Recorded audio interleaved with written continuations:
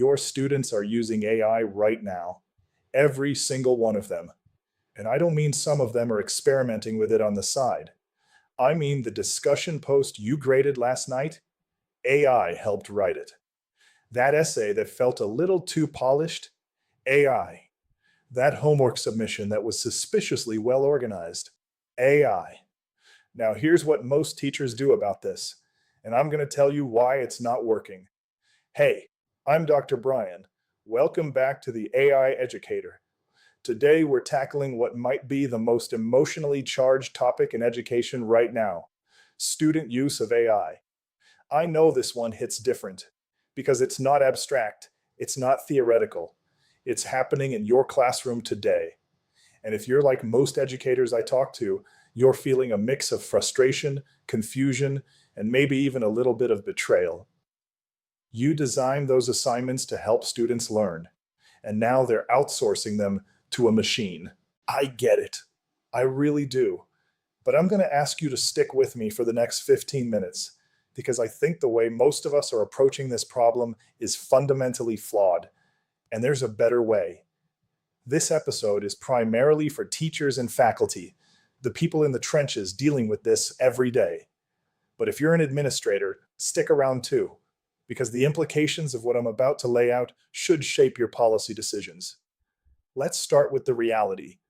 And I'm going to be direct about this because I think sugarcoating it helps nobody. Your students are using AI. Not some of them, all of them. Maybe not in every class and not on every assignment. But the tools are there, they're free, they're easy to use, and students have discovered them. Discussion posts are ground zero. Think about what we're asking students to do. Write a 200-word response to a prompt, then reply to two classmates. For many students, especially in online or hybrid courses, this feels like busy work. And when something feels like busy work and there's a tool that can do it in 10 seconds, of course they're going to use it. Essays are next. Research papers, short answer questions, lab reports. Anything that requires written output is now in the AI zone. And the quality of AI-generated student work is getting better every month. It's not perfect, but it's good enough to pass. It's good enough to get a B. Sometimes it's good enough to get an A. This is the reality. And the faster we accept it, the faster we can do something productive about it. Now, the first response most institutions have had is detection. AI detection software. Turnitin's AI detection feature. Various standalone tools that claim to tell you whether something was written by a human or a machine. I need to be honest with you. Detection is a dead end. Here's why. First, the accuracy of detection tools is unreliable. They produce false positives, flagging human-written work as AI-generated. They produce false negatives, missing AI-generated work entirely. And the margin of error is significant enough that you cannot, in good conscience, use a detection score as the basis for an academic integrity charge. Second, students have already adapted. Humanizer tools exist, tools that take AI-generated text and rephrase it to evade detection. Some students just run their AI output through one of these tools and submit the result. The detection arms race is one that educators are going to keep losing because the tools on the student side are evolving just as fast. Third, and most fundamentally, detection addresses the symptom, not the cause. Even if you could detect AI use with perfect accuracy, which you can't, what would that solve? You'd catch students cheating on assignments that they were already gaming before AI existed. The underlying problem isn't AI. The underlying problem is that certain assignment types are no longer meaningful in a world where AI exists. I know that's hard to hear, but I think it's true. So if detection isn't the answer, what is? I want to offer a reframe that I think changes everything. Let's go back to discussion posts, because they're the clearest example. Why do we assign discussion posts? What's the actual pedagogical purpose? For most educators, the answer is engagement. We want students to engage with the material. We want them to think about it, articulate their understanding, and interact with their peers' ideas. Discussion posts are a tool for driving engagement and building community in a course. Now, here's my question. Does it matter if AI helped a student draft their discussion post as long as the student actually engaged with the material? Before you answer that, think about how you prepare for a class or a meeting. Do you sometimes jot down notes in advance? Do you sometimes look something up before you formulate your opinion? Do you sometimes ask a colleague to help you think through an idea? Of course you do. That's not cheating, that's preparation. What if we reframed AI assisted discussion posts the same way?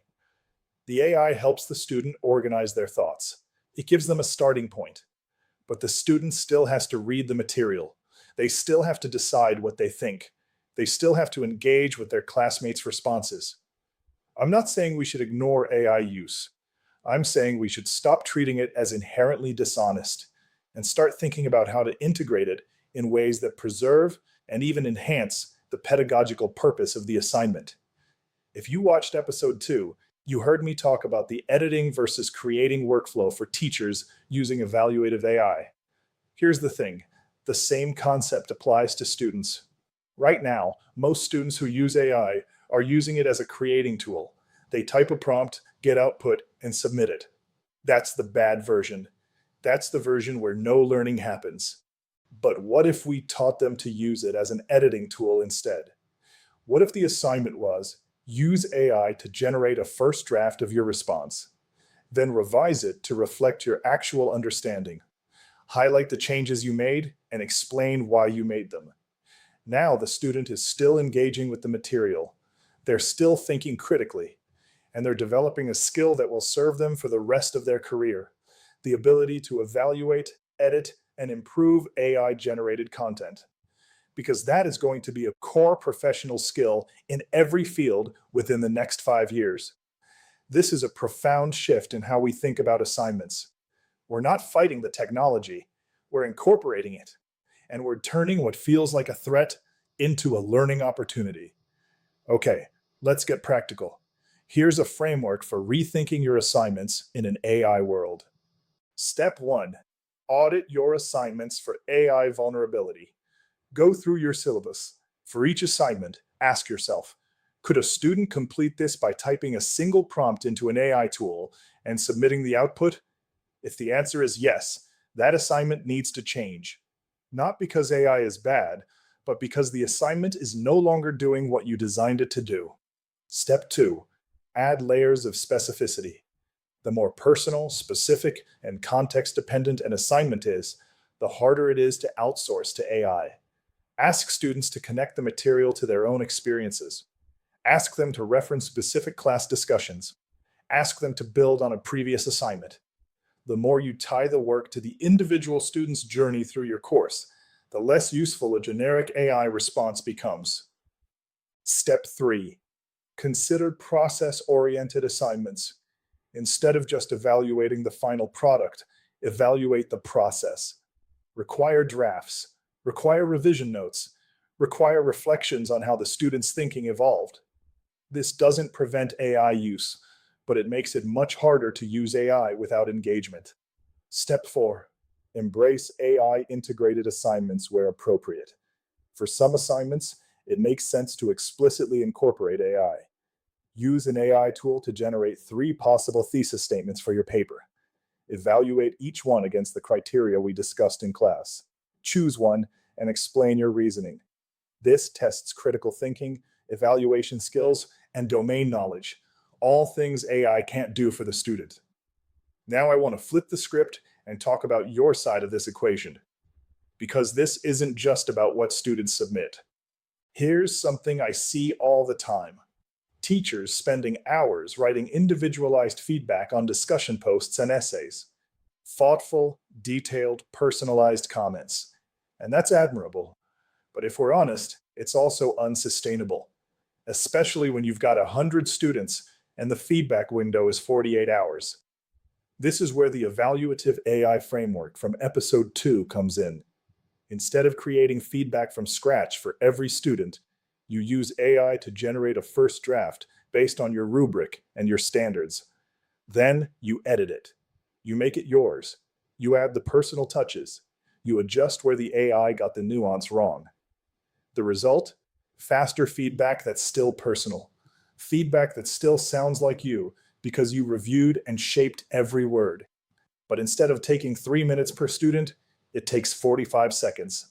And here's the key: the prompts that generate this feedback need to be well defined. They need to include your rubric criteria, your tone preferences, your expectations. A well constructed prompt means the AI's draft is closer to what you'd actually write, which means less editing, which means more time for everything else.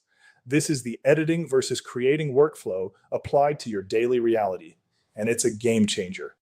I want to zoom out one more time because this conversation isn't just about assignments and grading. It's about what education is for. We are preparing students for a world where AI is everywhere, every industry, every profession, every daily task.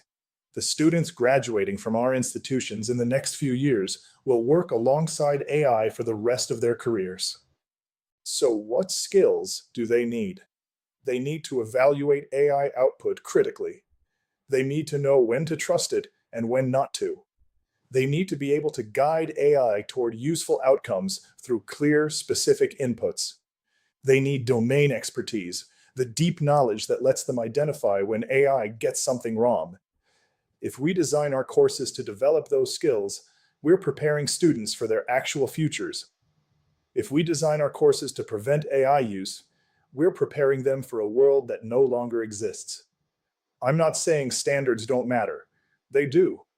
I'm not saying academic integrity doesn't matter. It does. But the definition of academic integrity needs to evolve to reflect the tools that are now available. And our assignments need to evolve to develop the skills that are now essential. Let me bring this home. Your students are using AI. That's not going to change. Detection isn't going to save you. Banning AI isn't going to work. What will work is redesigning your approach. Audit your assignments for AI vulnerability. Add specificity and process. Embrace AI integrated assignments where they make sense. And use evaluative AI to transform your own feedback workflow so you can spend less time grading and more time teaching. This isn't a retreat. This isn't giving up on standards. This is recognizing reality and building something better within it.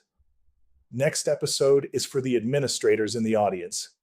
If you're a dean, a department chair, a provost, a superintendent, a principal, the next one is for you. Because most of the AI advice you're getting right now, it's not working.